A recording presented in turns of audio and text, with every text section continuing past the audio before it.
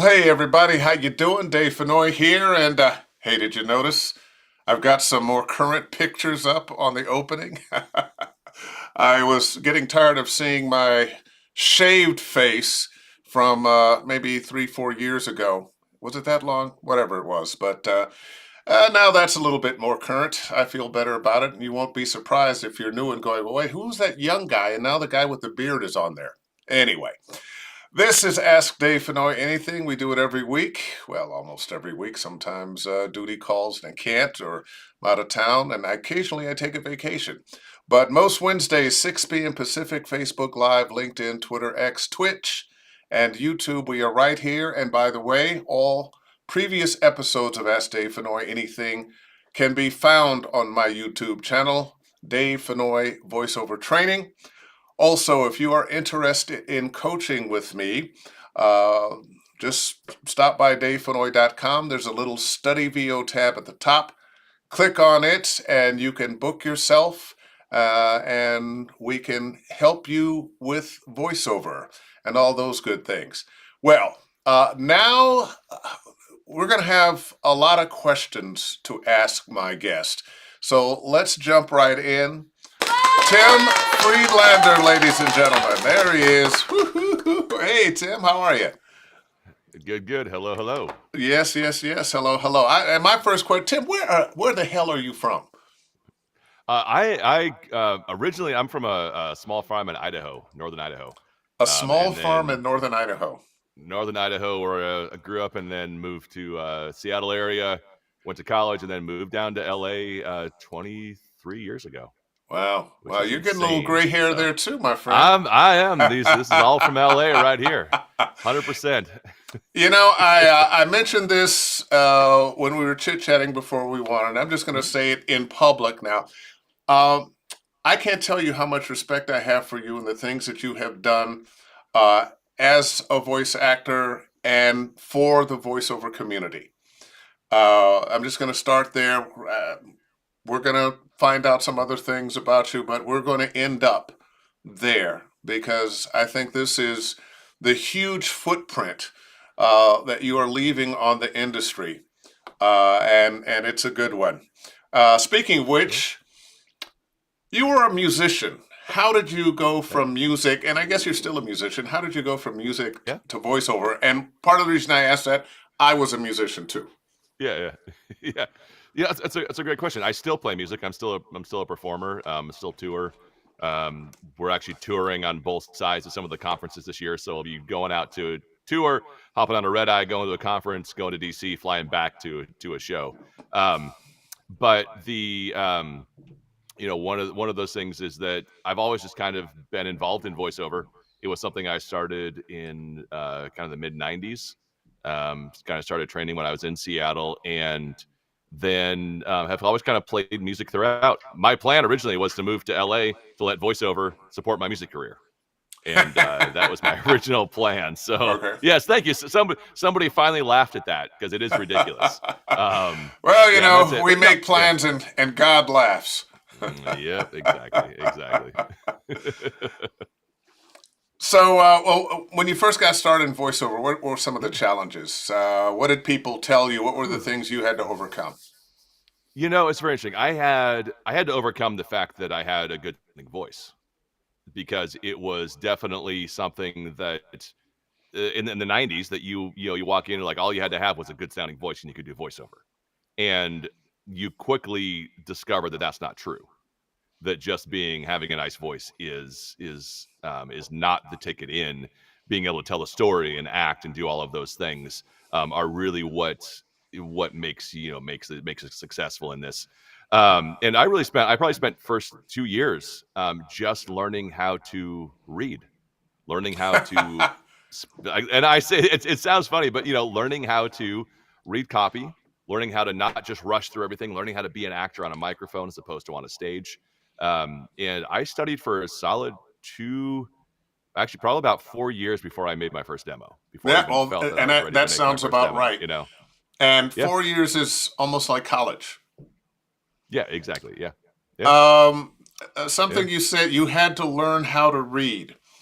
I work when I'm working with my students. One of the things I try to get across: look, we are translating the written word into the Mhm. spoken word. They are not the same Yep. thing. And if you get too caught in the reading, you'll never make it. You got Yeah. to So I make that. guess so more accurately, I had to learn how to not read. And Yeah. had to learn how to not be the reader on the microphone, How right? to say Because the you get words on the yeah, page as opposed to read the words on the page. exactly. Yes, absolutely. Yeah. Now, you've had some success as a voice actor, and I don't know when you have time to actually do voice acting anymore Right. because you're so busy. Right. But what are some of the genres that you have worked in? And I want you to end with bull riding somehow. Yeah, yeah.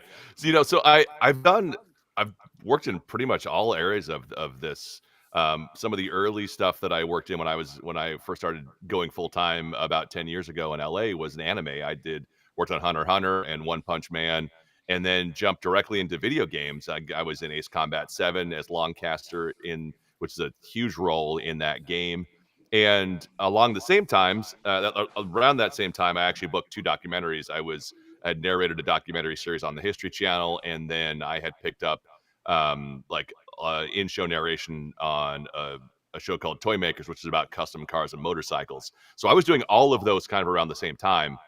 Additionally, booked my first audiobook around that same time, and was doing industrial e-learning and things along those lines all through that whole same period.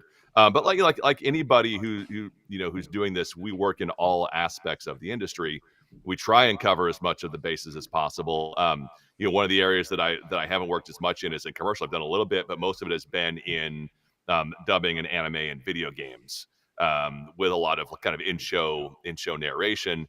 And for the last, so this will be our third year, will be I do the voice, the narration for the Pro Bull Riding Summer Series, which runs from like June, July, and August. And Now, I've done that. is So it just your PBR, voice, yeah. or do you put on a kind of cowboy? That's it's a little bit. So my action, if I just kind of talk like I normally talk, So it's I've that got a little bit of Iowa that twang. comes through. Yeah, there's a little bit of twang in there, a little bit of something that comes through. And so really kind of like doing the pro bull riding and doing the cars and trucks and the motorcycles is just my real natural voice, which is why it kind of fits so closely to what I Yeah. do. Because I have a Harley. I ride motorcycles.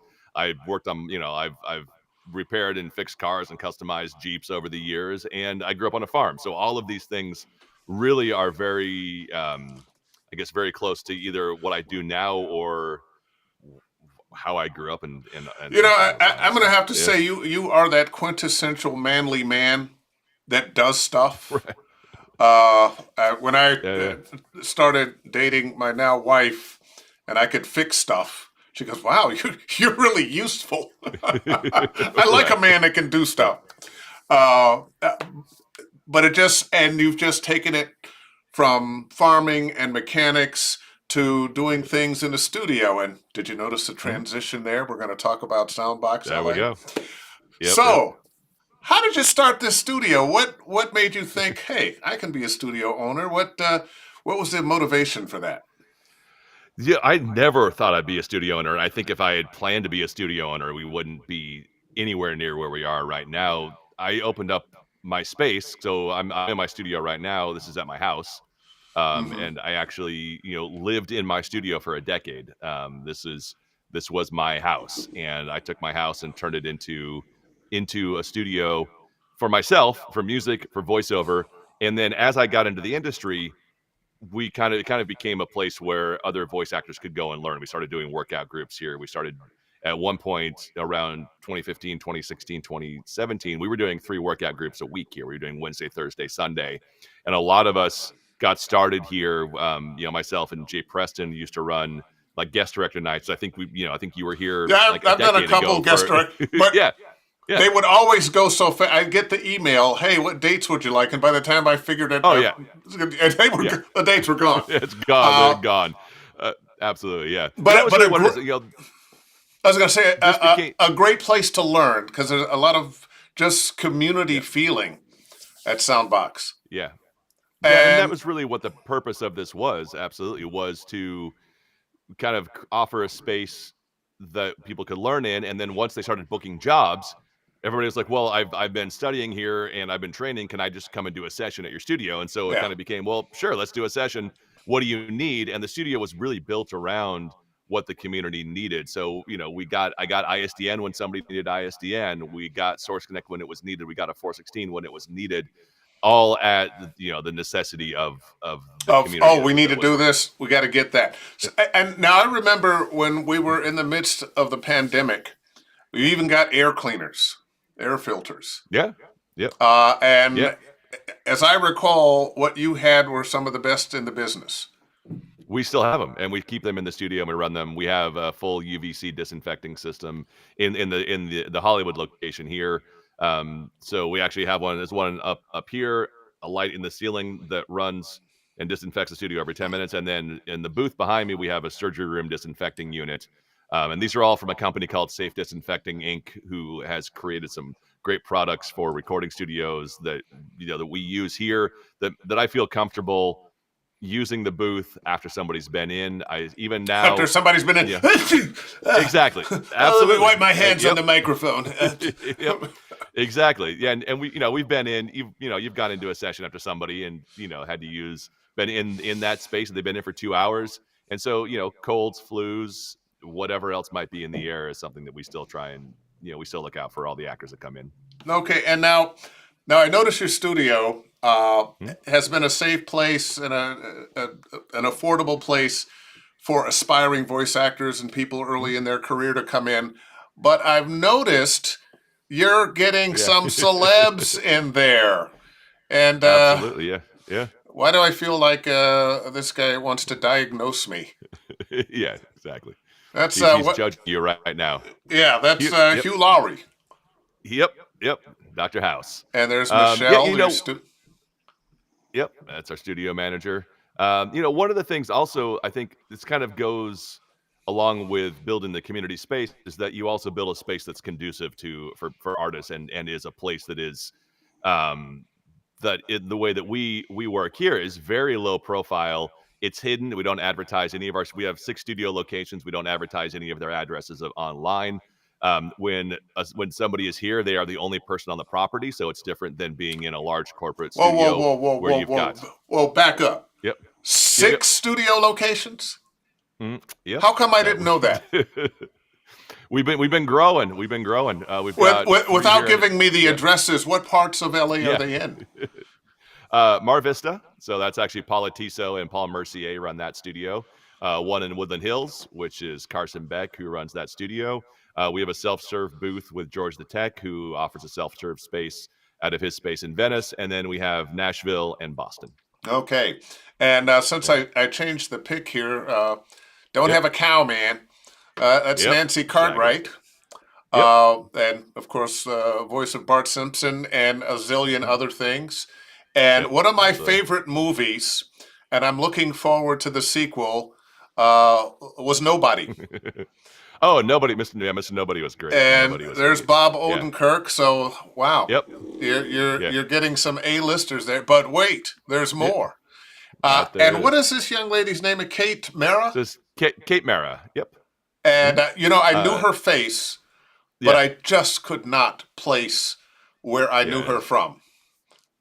She was great. We did we actually did about a 3 or 4 month project with her for ESPN. So one thing about her is Kate Mara is that her grandparents or great grandparents started I believe the Steelers and the Jets. So they Whoa. actually are, or possibly the Giants. I'd have to go back and So listen to the documentary. so does she hand out season tickets? Yeah, exactly. You would think, yeah, absolutely, But but very dialed in, very aware of the industry. Yeah, oh, yep. Tyra Banks. Tyra Banks. Yep, yep. I should She I shouldn't have said that. You just said, "Oh, that's my girlfriend." yeah, right. Yeah. No, she was great. We had her, worked with her. We had an entire day with her here. She's working on right before the pandemic. She had worked on a project that was kind of a live. It was kind of a live immersive experience, and we recorded that probably January, February of 2020. And unfortunately, did not go forward, and we know what happened after that. So Oh yeah. Oh yeah. yeah, yeah. Yep. Lucy Liu. Lucy Liu. Yep, she was great. We're actually working on another project with her right now, on a dubbing project. But this was for a Scooby Doo episode that she was in. Yeah, it was great. Oh. Oh, and Brian Tyree Henry. Yep, yep, yeah. Now, I These were first, all. Yep, yeah, I first got acquainted with him in the Atlanta series, but he yeah, has just been yep. killing the game since this. Oh, he is phenomenal. What Yeah. was the was it what was the train movie he was on? He and Brad Oh, Pitt. yeah, yeah. Well, Oh his man, I Courtney actually. accent. Yep, He was yep, playing a yep, bloke from England, yep. That and was a great, it yeah, was great just movie. I can't amazing, remember. just Can't remember the name amazing. of that movie. Yep. All right, well, enough about the studio. Let's talk about you some more. Oh, hey, I'm in that Yeah. picture Look at too. that. Look at You're in that. that one. Look at that.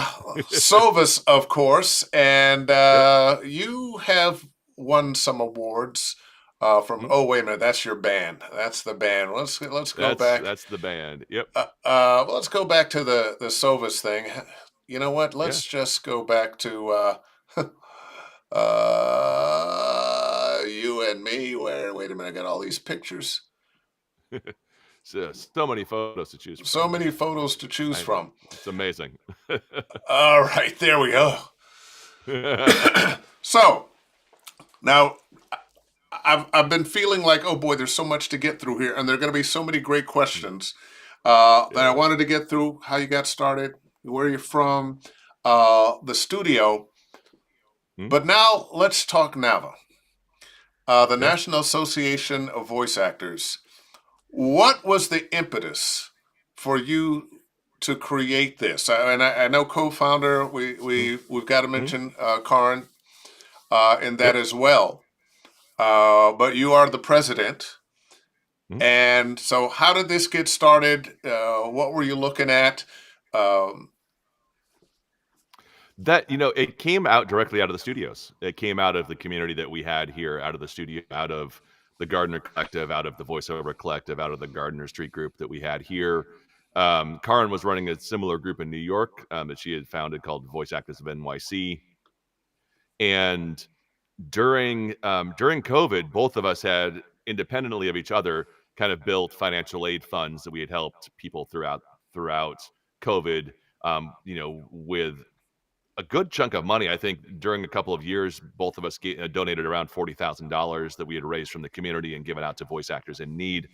And we had discussed for a while the possibility of maybe joining forces and doing something that was be a nonprofit, because all of that money was going through our personal accounts. So that was our original kind of idea of, here, look at what we've done independently through our, if we could maybe form a nonprofit, we could have more impact on the industry and help more people. And at the same time, SAG-AFTRA changed their requirements for healthcare, and a lot of people during COVID no longer qualified for healthcare. So we thought, what if we could do something that offered healthcare for freelance voice actors? And that those two things were really what were the foundation of starting NAVA, which was, could we have a larger impact on the industry and help more people? And could we offer an alternative for those who don't qualify for SAG-AFTRA health insurance, that would help them bridge that gap between either trying to work up to that health insurance or qualifying for some kind of ACA and or something like that. this was a major take on for you guys Yeah. because other people had tried to Hmm. create a group to have health care because Yeah. cost of health care. Well, this is America. We got the best Yeah. health Yeah. care money can buy, but you got Yep. to have the money or great Exactly. insurance. And so many people working for themselves, especially voice actors knocking Yeah. on the door, they're not in the union yet. And even if they are, perhaps they're not making enough money to qualify to pay for insurance through the union. Uh, Absolutely. and I know there were people that told you this couldn't happen. And how long did it Yeah. take you to get that insurance? It took us about 3 years, and we went through 85 no's, and we kept getting no's and no's and no's, and we finally, after being told we couldn't do it, and at one point kind of agreeing that it just wasn't gonna be possible, we had one opportunity that said yes, and we were able to launch with One more call. that health. Yeah, it was one more phone call. We had a great JD Ward, who's an insurance guy who's worked with me for about 10 years. He helped us and walked through the entire process. He's the one who put the legwork in. He's the one who spent that time trying to figure out a way to make this work, and he did. And it was something that we were able to launch with in the fall of 2022, which was access to national health care plan for anybody who becomes a member of NAVA. There was no earning requirements. Like any healthcare, there's caveats with it, so you have to find the one that works best for you. Some people it works great, and some people, depending on what state they're in or what they needed, wasn't going to be great for what they needed. But we've been able to make this better, and now we actually are launching kind of our third or fourth iteration of the plan at the end of this month. So it's actually the rates are half the cost of what they were. The coverage has expanded, and we've gotten a chance to hopefully help more people out that way. And So, what do people have to do to qualify for not? It's not NAVA insurance, but to get their right. insurance through NAVA. Exactly. Yeah. So once you become a member of NAVA, then you're automatically qualified for the insurance. Mm. So in order to become a member of NAVA, you have to show that you're a working professional voice actor in some capacity. We ask for 3 to 5 examples of work that you've done in the last year, listings, a website, showing some work that you've done, a resume, anything to show that you're working in some capacity So in the so industry. just Joe Blow can't. Oh no, I'm a voice actor. No, really, Right. I've done Exactly. some Yeah. work. Yeah. I don't remember what the jobs were just at the moment, but yeah. I want to join. I need that health insurance. No, Exactly. And part of that is part of getting the health insurance is that we have to make sure that those who are eligible for it qualify as a voice actor. And so part of that is our vetting process to make sure they're a voice actor. And then once they've gone through that steps, become a member of NAVA, then that's what qualifies them for access to the health insurance. so NAVA's been around now. How long? It was our 3-year anniversary will be in November. So we're about 2.5 years. So okay, we're still Yeah. babes, Still babes. swaddling. Yep. Yep. Well, you babes. Well, I'm a board member. I don't always get Yeah. to the board meetings, but Yeah. Yeah. Yep.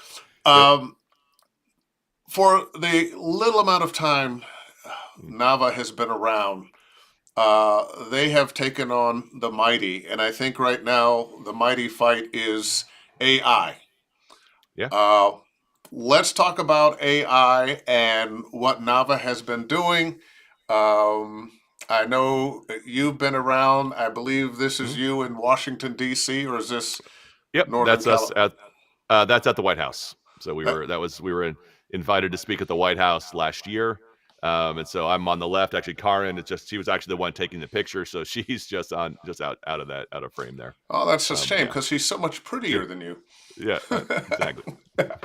But this is amazing. Uh, Absolutely, this was absolutely amazing, and we're sitting next to, somebody from 11 Labs and somebody from J.P. Morgan Chase and Bank of America and the Telecom Association, and being in that same room to talk about the concerns that we have as the voices of all of these platforms. Our voices are used to be the voice of these platforms. and how were you received?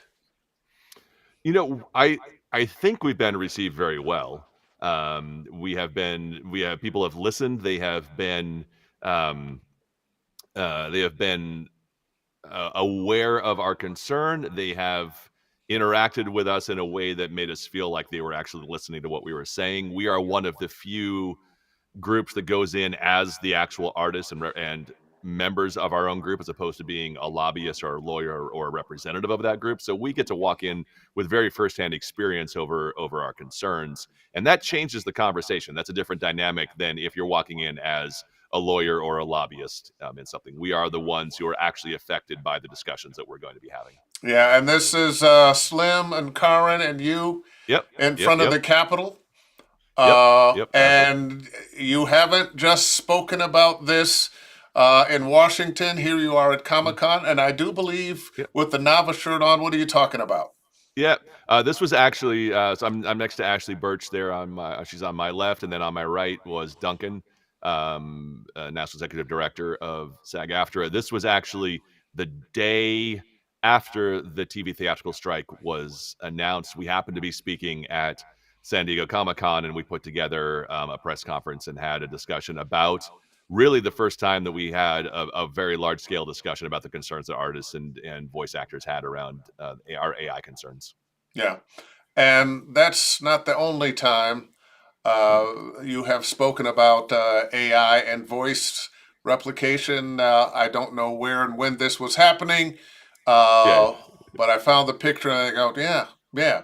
Well, let's talk about yeah. uh, AI and what are we trying to do? What how are we focused?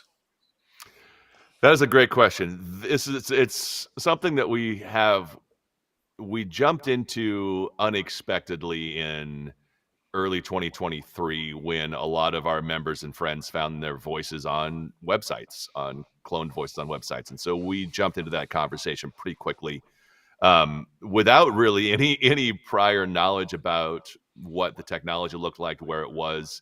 This was also around the same time that Chat GPT and 11 Labs came onto the market. So this all kind of happened simultaneously.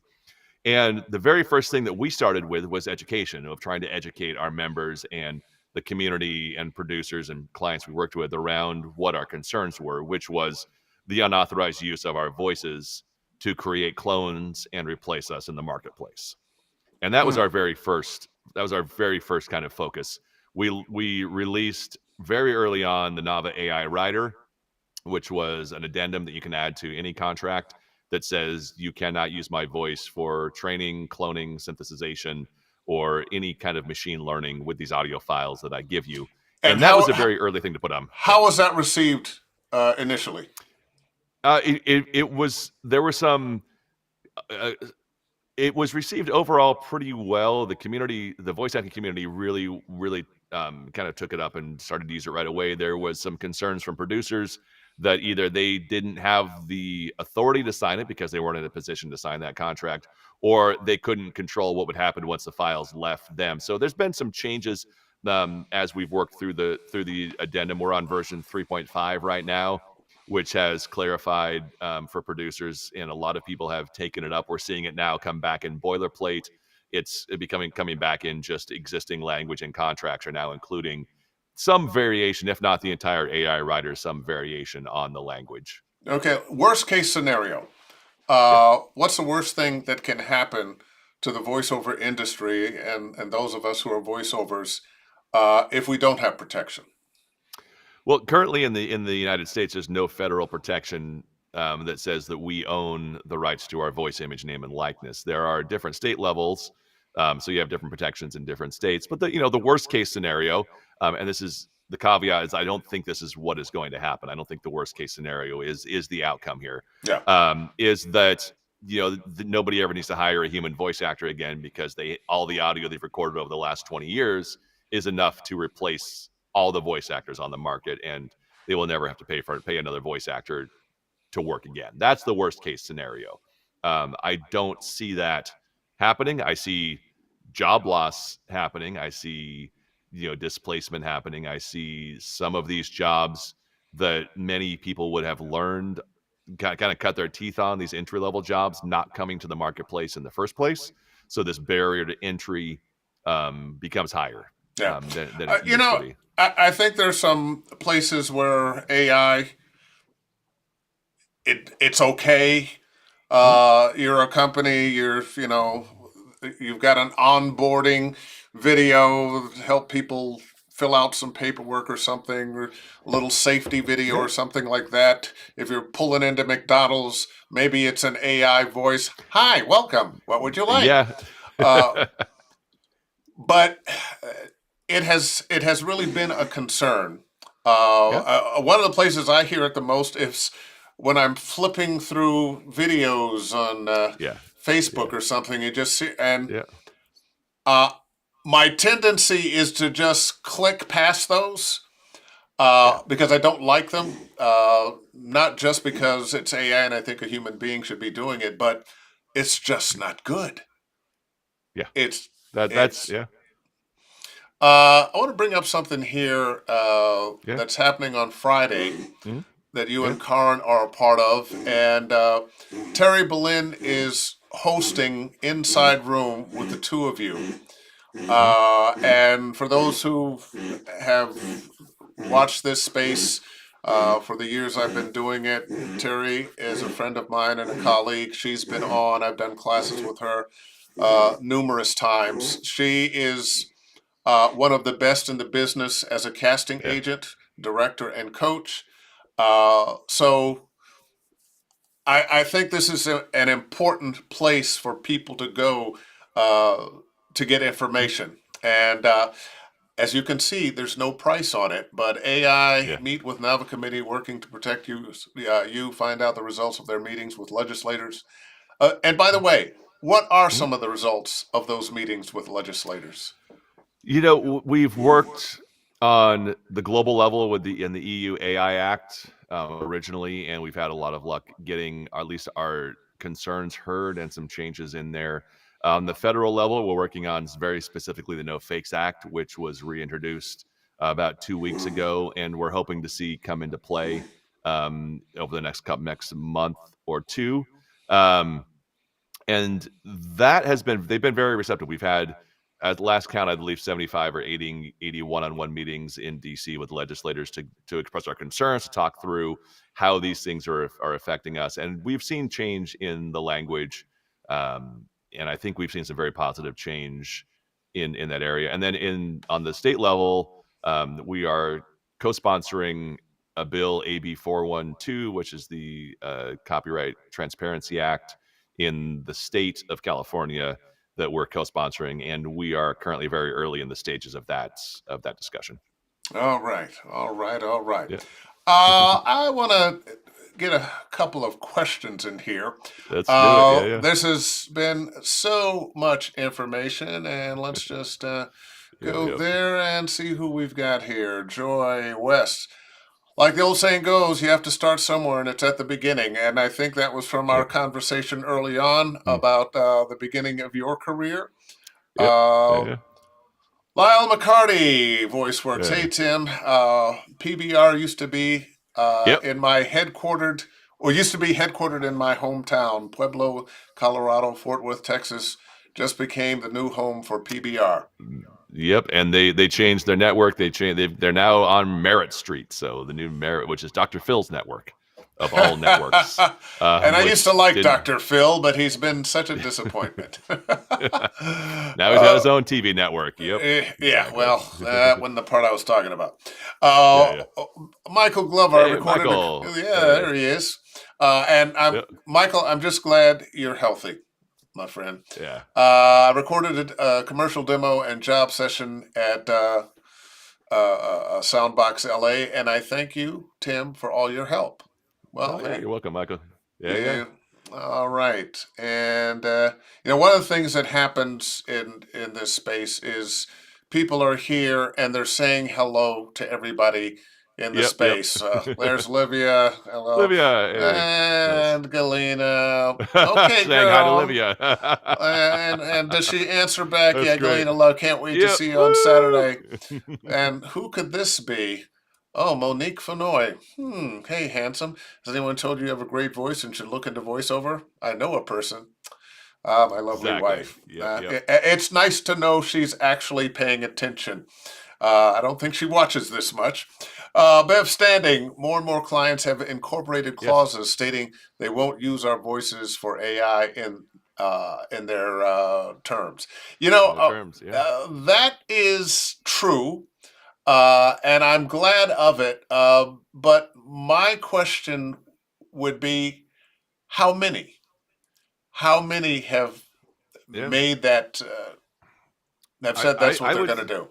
that's a great question. I think we're seeing more and more um, put that in place. All of the major online casting platforms now have in their terms of service that they will not use any of the audio uploaded to their websites for AI, which is something that Nava kind of helped to spearhead with our Fair Voices pledge. I think we are seeing it more and more, and I think what we are seeing really is that more and more voice actors are not willing to do jobs for companies that don't have AI protections in place in their terms of service. Now, one of the things to point out in that, so two things to point out. Bev Standing is one of the co-founders of CAVA, which is the Canadian Association of Voice Actors, which is doing the same work that NAVA is doing here in the U.S. or doing in Canada. Well, But just wait. yeah, There'll be the 50. There'll be a state. exactly. Yeah, exactly. Right. Or us will be a state of them. I'm not sure which way we're going. But the one thing to point out in what Bev wrote is that more and more are including terms going forward. One of the things that we have to really watch for is the work that we've done in the past. Is that protected in some capacity, or have the contracts that we signed 4, 5, 10, 15 years ago, did we sign away the rights to our voices? And we are seeing that in some of the challenges, some of the areas where we've worked with voice actors who have had their voices used. It's turned out that they actually 5, 10 years ago signed over 100% of the rights to that audio file in their voice that they use. Now, our argument is that it doesn't include the voice print. It includes the performance, but not the sound Yes. of my voice, right? That's our argument. But I currently, ran legally, into that's that. I ran into that last year. A game I had Mhm. done about 10 years ago. Uh, Somebody got in touch with me and said, "Hey, oh, by the way, I love your voice on this new thing." And I'm Yeah, what, and I didn't recognize the game, and I looked at it, and whoa, that was a character I played in a different game. And I sent them a cease and desist letter, um, and got back that, well, we're not using your AI voice, but the contract said, and I got a chance to look at the old contract from these 10 years ago, and it yep, said they have the right to the performance. So they could do with that performance whatever they liked. So they could sell my performance to yep, another company, or give my performance to another company, or use it themselves in a different game where, well, they'll write parts and story and make these words fit. And there wasn't much I could do about it. yeah, Now, uh, I don't think that is going to happen very often. I think it would be very difficult to, oh, well, let's just take this performance and use it in another game. But yeah, still, you would never think of doing that. Oh, let's take so and so's performance in this movie and just move that into another movie. right, But it's a little different with the voice because we're not seeing that exactly. physical person. Yeah. Well, Crazy. and this exact issue is kind of at the heart of where we are with the SAG after strike currently, is trying to get these AI protections in place, not just for work going forward, but any work that's been done under a union contract Yeah. previously, to protect that work. Because as someone like you who has done as much work as you've done, there's plenty of data out there, which is what our voices are these days. Our voices are data. Anything we record is data, for these AI systems. There's enough out there to replicate you and to probably recreate any character you've ever done in any game. And if the game companies or the producers or the clients who've hired you legally have the right to do that, then that's going to be, that is potential job loss for you going forward. And also, the misuse of your voice, of you saying something that you had never said. We know if we walk into a session, we're given a script and we look at that and we say, this isn't the character I agreed to play. This isn't something that I ever would feel comfortable saying. This goes against my beliefs. We can walk out of that room. Our AI voice can't walk out of that room. Yeah. Yeah. It's we are forced to say what that AI says, and our voices aren't recognizable, right? You hear a voice even that sounds like you, and somebody's going to say, "Hey, Dave, I heard you on this Oh, spot," and you're like, "Well, that that wasn't is that that was has happened my yeah, entire career. I got a yep, buddy, Rodney absolutely, Salisbury, another brother yeah, yeah, in yep, the yep, business, yep, and I yep, haven't run into him in a while, but we used to run into each other in the studios. And he says, mhm, "Hey, I'm getting congratulations on that job you did yeah, on that." yep, Oh, yeah. Well, I'm getting congratulations on that job you did. yep, And I don't think absolutely, we sound anything alike, but to right, somebody's ears, hey, what are you going to right, do? right, Anyway, let's exactly, yep, pop back into the questions again. yeah. Let's see what Questions we and got here. comments. Yeah, DF Racing, hi Dave and Tim. In what ways has music and being a musician helped you in VO? Good question. I'm yeah, still new to sure. VO and learning my way, but I'm currently a bass player and have been playing music most of my life.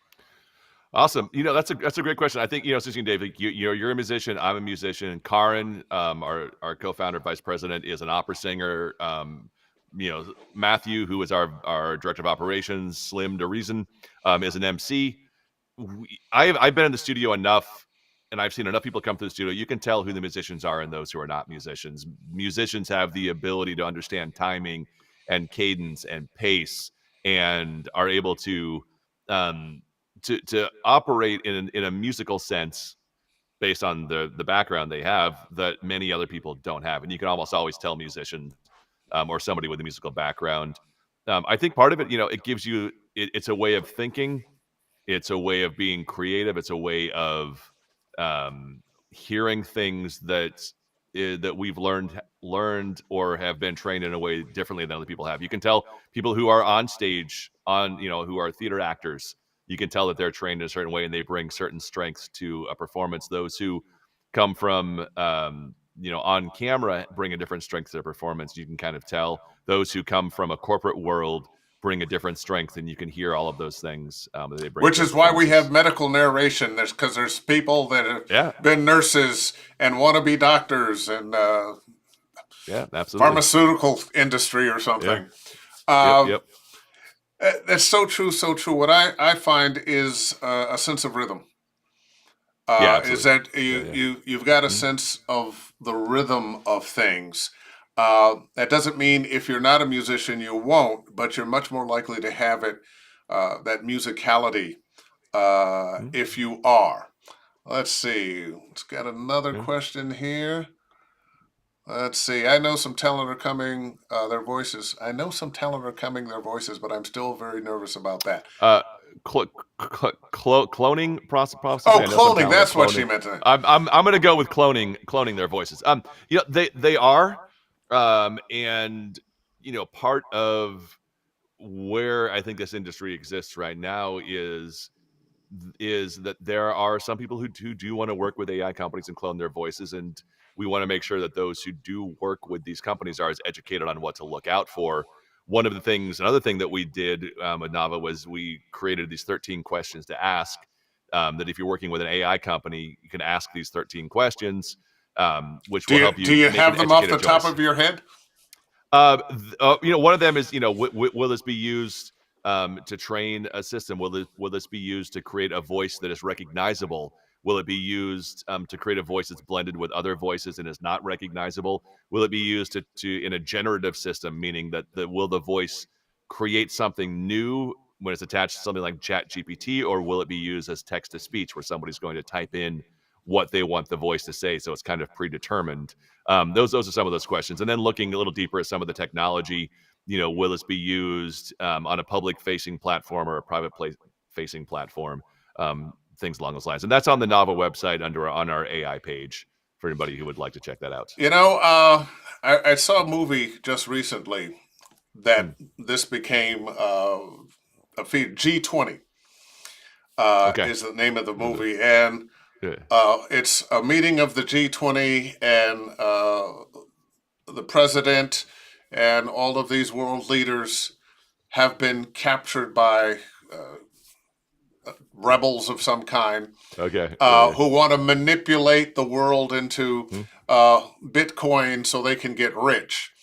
And they, at the point of a gun, have all of these world leaders say this one particular paragraph that doesn't make a lot of sense, but if you say these particular things, they could have you say anything. And then they manipulated videos so that all these world leaders are saying, hey, no, you should sell, get rid of your money, buy Bitcoin, telling them to do whatever they wanted to do. So it's not that far away. If they're doing it in film, it's because somebody knows a little bit of how to do it. Let me get another question here. Tony Pierce. Tim, can you give any advice for someone about a year or so into VO training, still challenged by ready and announce script reads, trying to find their authentic voice?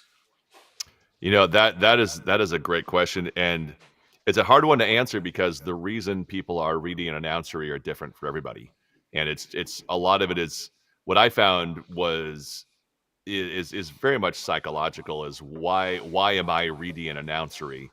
And I had to challenge myself and how to get out of that. Part of the thing that I think might help, and this was something that I found early on, is that I'm reading an announcery when I'm not really sure what the script is about or why I'm saying what I'm saying. And you can When hear you that have in no you know, connection to the words. yeah. And that's hard when we're doing auditions and reading copy that we have no connection to, right? We literally we're trying to do commercial spots for cars we don't drive or technology that we don't use or places we would never eat. So it's really finding a way to bring that connection to yourself. And for me, part of what made me reading an announcery is that I was a music teacher for 10 years, and I spent 10 years having to be the loudest person in the room and having to be the person that everybody listens to and pays attention to. Which you put that on a microphone, it becomes a reading and announcery performance because that was the authenticity that I was bringing Yeah. to that. So for myself, it's a very different thing. But I think that connection, knowing why you're saying what you're saying and having a reason to say it, is a very tiny first step that will help you in that process. I'll give you a couple other tips. Yeah. Be very familiar with the copy and know Mm. what it is you're saying and how you feel about it. What are your thoughts, Yeah. and what are your emotions or attitudes about what you're saying and who you're talking to? Um, Yeah. and pull away from I want to read these words well, and more Yeah. I want to connect with this person that I'm talking to. If you do that, you're a good way on your way. Let's Yeah. see. Joy West. Hi, Dave and Tim. Do you know if there are any help for voiceover like me who have disabilities but may need Mhm. a little assistance or information? Good Yeah, actually, question. the NAVA recently took over the Disabled Voice Actors Database, which was put together by Maria Pendolino and Amy Geronimi. Depending on what kind of assistance you need and what help you're looking for, that would be a great group to help you with that. If you want to reach out to us through NAVA, it's on our authentic casting page. That we have on the website, or you can just email me through the website, and I can put you in touch with them. But yeah, it's a great Tony Jackson and a few other people are on the board, and it's a great group. It could definitely help with at least give some guidance on that. There Mm, are even blind voiceover actors. mm, yeah. So there are ways to do it. Mm, yeah. Randy Thomas. Hey, Randy. Had the honor Hey. of working with Anthony Anderson in KA Dodgers opening weekend. Nice man Nice. and awesome talent. Well, there Absolutely. you Yeah. go. There you go. Absolutely. Awesome. And let's see, we have somebody else here. Oh, is there any way I can be Randy Thomas or Dave Fennoy? Nope, but you can be the first. Yeah, you're already Jim Tasker, so I don't know Yeah, what else yeah. What else do you need? You're Jim Tasker.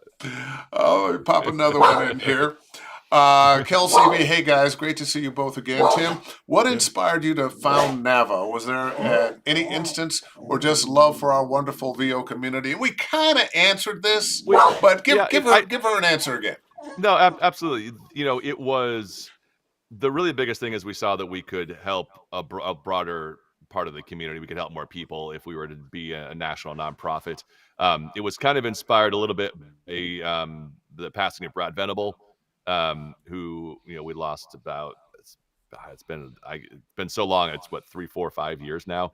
Wow, Um, hard to believe. and yeah, and we wanted to see what we could do. Part of that was to see how we could keep his name alive and to help people in his name. So that was definitely a big impetus behind that as well. And speaking of NAVA, there can be some confusion. NAVA is not a Mhm. union; No, it's an we are a non. association. Yep, exactly. We are a nonprofit social impact association. We are open to all members, regardless of union affiliation, regardless of where you live. Um, we have members in, I think, at last count, 9 or 10 different countries. The healthcare obviously is very U.S. specific. But if you come to the U.S. and you need healthcare and you're a NAVA member, you can access that. But no, we are. I'm a union member. Matthew is fairly new to the industry. He's currently non-union, and Karin talks about being FICOR, and we cover the industry as a whole because the industry is not just a non-union industry or a union industry. Yeah. It is something that covers all aspects of this industry, and we want to be able to be here and help the industry as a whole. All right. And let's see, DF Raisin. He sees something on your back wall. What gear is in your studio and Yep. what's hanging on the wall behind you as far as instruments? And I want a you great to question. go further with this. Tell me about the equipment you have in your studio. What? Yeah, so we I'm currently running I have a 416 here at the desk. I have a U87 in the booth, and running all of our studios are equipped with the Apollo systems. We use the Apollos here directly, just straight through without any preamps. A lot of people use some Avalons. I have an Avalon here on the left hand side, and I have a universal audio preamp on the other side as well. Currently running some Focal speakers up here, and then I have a director's desk over here that has a set of Genelex speakers, large screen. I've got 7 screens in the studio right now, so if you come in, we do a lot of dubbing and things in here. I recently just added, and we'll be launching this in probably a month or 6 weeks. We're now doing full facial capture here. We have a full faceware facial capture helmet mounted camera system here that's being put into the studio that will be able to do that. And for those who don't know, that's usually used for animation and video games. Yep. And it allows the animator for the games or the animation to have your mouth and face and eyes, just the movement of your face, translated into the character that you're playing. Yeah. It's kind of like mini mocap. Yeah, exactly. And you see that with, you would see that before with the dots on the faces. They don't do the dots as much anymore, depending on the systems.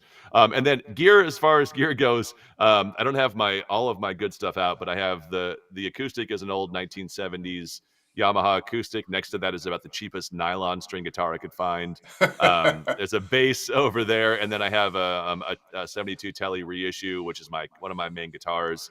In the cases back there is classic. A Gibbs, yeah, it's a great one. Gibson 335, and then I have a 1976 another classic Paul that I another love. Classic. Yep, and that's what we try and play. Yeah. Yes. Yep. Oh, let's see. Oh, we got a little bit of time left now. Great. How do people, if somebody wants to use your studio, what do they have to do to get into soundBOX? To audition for something, book a job, or maybe they're doing a demo. And could somebody say, hey, I want to do a demo and come in by themselves, or do they need to have a demo producer? And I hope they do, because it's a bad idea to try to do it yourself. Yep. The website for the studio is soundbox.la. Just soundbox.la, not soundboxla.com or soundbox.la.com. Soundbox.la.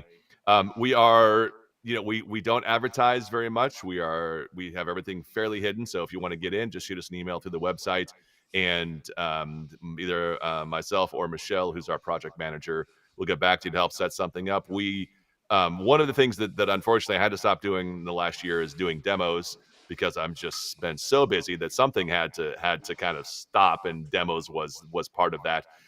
So we're not producing demos anymore, but if anybody would like to record demos here, Michael Glover mentioned earlier, he came in and recorded here. We definitely could help you record, and it's any of our studios. We got 4 studios in LA, 1 in Nashville, and 1 in Boston. And if you're in any of those areas, we're here for the voice actors, and that's really what the studios are built around. And so that's we want to make sure it's a great experience for everybody. So because they're hidden, do you send an Uber and they put a towel over your head? Right. No. Walk you in the studio. We do send yep. Exactly. We do send the address once you've booked in. Yes. Okay. You know where you're going. It's not that secret. Not that secret. No. And I had a question here that I thought a lot of people, if you were starting over again to go into voiceover, what are the things you would do? What are the things you would try to acquire? how would you go about it? What would be the first thing you'd do? I think I would reevaluate the way I think of it and make sure that I was aware that it was voice acting and not voiceover. And that kind of fundamental shift in the way that I think about the industry changes my reads, and changes my entire approach to it. Oh, that's good. Yeah. Uh, that's good, and that's so much more, such a much more simple answer. Yeah. It's interesting because when people ask me what I do, I say I'm a voice actor, Yeah. and I will, I'll say, oh yeah, I do voiceover, but I'm a voice actor. Right. Yeah. And I also try to impress that upon my students that this is acting. Yeah. As a matter of fact, I can almost say it by heart. What I teach is nothing new, all the same. Uh, the same rules apply for on stage or on camera. Mhm. We just have some unique challenges that the on stage or on camera actor doesn't have. We're Yeah. reading words instead of memorizing them. We have to stay on mic, so our movement is truncated. Um, but we have to create in our minds the scene that we are playing. It's almost in your head, you got to take yourselves out of your box and put yourself in whatever scene that is. And that goes for not just cartoons and video games, but for narration, Mhm. commercials, and anything else that you're going to do. Uh, Absolutely. yeah, Yeah. yeah. Let's see. Do I have one more good question here? Wait a minute.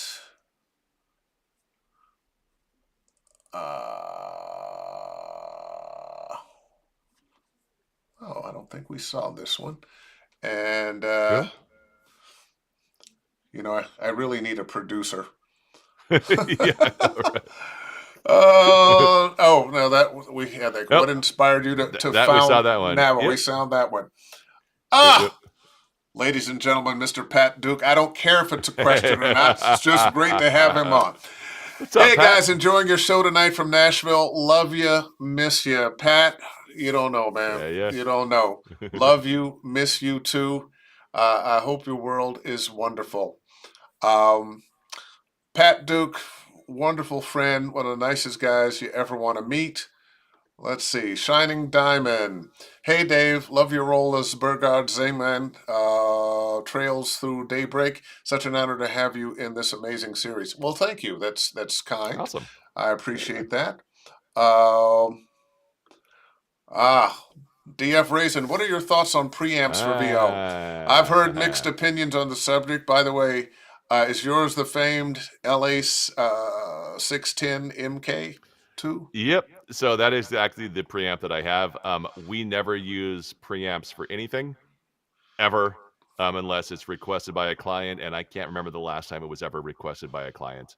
Ah, I'm going to say 100% of the work that I've done here in my studio the last 5 years has been very specifically requested. No preamps, no external preamps. Every interface has a preamp built in, but nothing external. So no Avalons, no 610s, nothing added into that chain at all. yeah. Yeah, Yeah, the world has changed. yeah, It's all electronics now. yeah, yeah, Kelsey V, yeah. Dave, have you done any voice directing? What kind would you like to work Ah, on if not? The only voice directing I have done is for students, and mhm, occasionally, if I'm in a session and it's uh, a group session, yeah. I try to refrain myself from making Right. comments about what I think that other Mm, actor ought to do. And I would love to do mm, some directing of animation and especially video games. Um, I haven't put myself out there to say, hey, hire me for this. But, you know, now that I've said it, right. maybe it will happen. Hey, here's somebody I know, Joyce Castellanos. Hey, what's up, Joyce? Hi, Oh, Joyce. there she is. Um, hey, Dave and Tim, you're looking great. And for those who Thank don't you, know, Joyce. Joyce has been a fixture in this business since I came to town in 1990 when I was doing promos for the WB. She was one of my directors, and she is also a great coach, especially for promos. So Yeah. there you Yep. go. And Awesome. I'm just trying to catch the last few here. Let's do it. Oh, yes, he makes a comment here. I'm just going to throw it up there. Theater Yeah, of the yeah. Theater mind. of the mind. Yep. The, Absolutely. Yeah, yeah. whoop, and whoop, and we'll get rid of that. Um, ah, I'm not sure if this is for you or me. Joy West. Yep. Oh, it's for you, Tim. Yeah, Are yeah. you coaching right now? Do you ever do any coaching? Nope, nope. I am not a coach. There are plenty of coaches, great coaches out there who specialize in coaching. I don't know that I bring anything unique to the table that's not already there that somebody else can do better than I can do. Ah, So no, I don't coach. well, That's let me my just take say, on it. So um, I am coaching, but I think you know yeah, that. absolutely. And Yep, as yep, Tim said, there are a lot of really good people out there.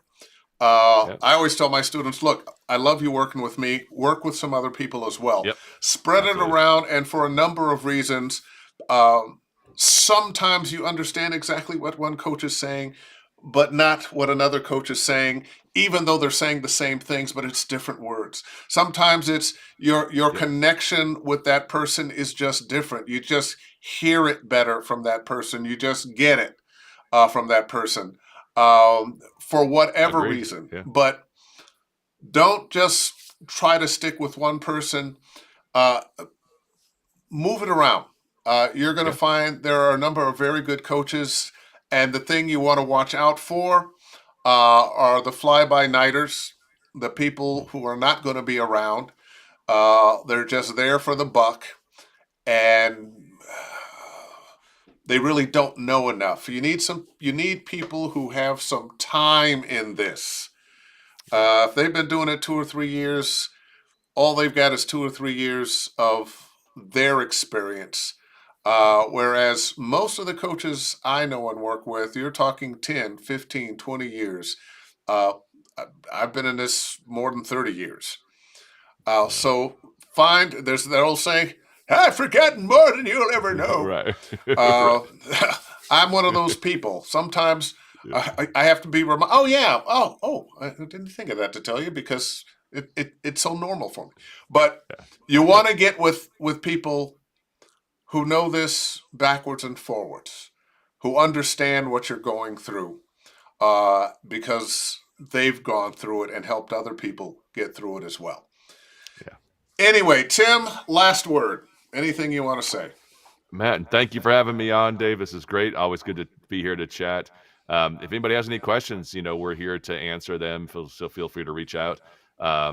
Find me, if you just Google my name, you'll find me everywhere apparently these days. So happy to chat about it, anything, anytime. So yeah, Excellent, excellent, cool. excellent. Well, I'm going to say goodbye and wonderful, wonderful, wonderful. We got through it. Yeah. So much that you're doing. Do you go to bed early? I get my good 12 hours a night. I'm good. Yeah, Oh, I'm 12. solid. Oh, damn. All right. Well, I don't think I Yeah. ever get 12. But Tim, no, it's really been a Yeah. pleasure, man. Thank you so much for Awesome. joining Thank you, me. Dave. A lot of Anytime. great information, and I'm sure I'll see you soon. Absolutely. Hope so. Ladies and gentlemen, Mr. Tim Friedlander, just a wealth of knowledge. And I want to remind you about Inside Room. He and Karin will be there with host Terry Berlin. This is happening Friday. Yep. Friday, 11 a.m. Pacific. It's just an hour, but it's going to be a lot of great information. So I'm going to say goodbye. Enjoy your evening. And as always, book something.